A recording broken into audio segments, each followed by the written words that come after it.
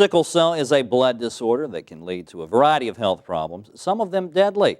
Sickle Cell Disease Associations across the country try to raise awareness about the illness. Jennifer Harris-Sherman is here from the Sickle Cell Disease Association of West Alabama to tell me more. Jennifer, it's good to see you again. Good to be back. Yes, ma'am. Thank you for being with us. Let's talk a little bit about sickle cell disease. Is that commonly what it's referred to, or is it sickle cell blood disease? Am I saying it right? It is commonly referred to as sickle cell disease. You most often hear sickle cell anemia because it's the most common form of sickle cell disease. And sickle cell disease is actually an umbrella term for a number of blood disorders. Now, let me make sure I've got my mind wrapped around this. The reason they call it sickle cell is because it's blood cells, and blood cells are usually spherical in shape.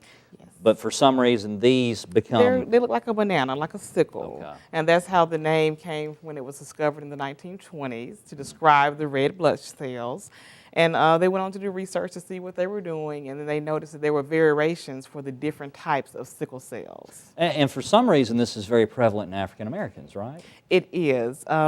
There is a theory that the cells started sickling as a mechanism to protect oneself against malaria. So it was commonly found that people would have sickle cell trait where a number or percentage of their blood would sickle, but not so much in which it would cause problems.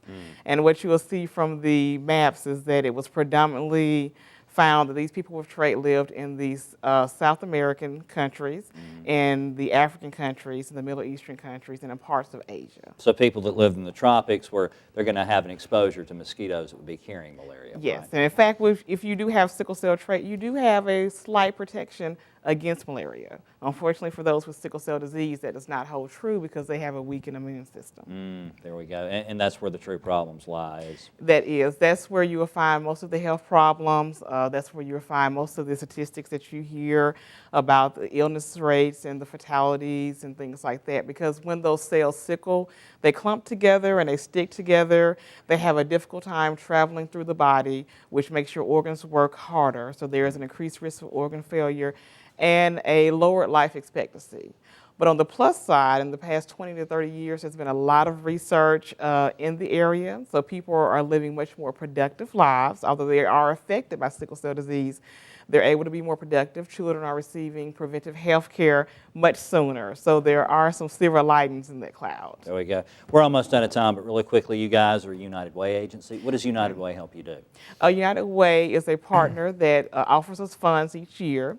And as part of that, we go around and we speak to agencies about the United Way and why it's important for them to help agencies like ours in the community. Absolutely. Jennifer, we are out of time, but thank you so much for being with us today. I'm sure we'll see you again soon. You will. All right. You can find out more about the Sickle Cell Disease Association of West Alabama online. It's sicklecelldisease.org or by calling 205-758-1761.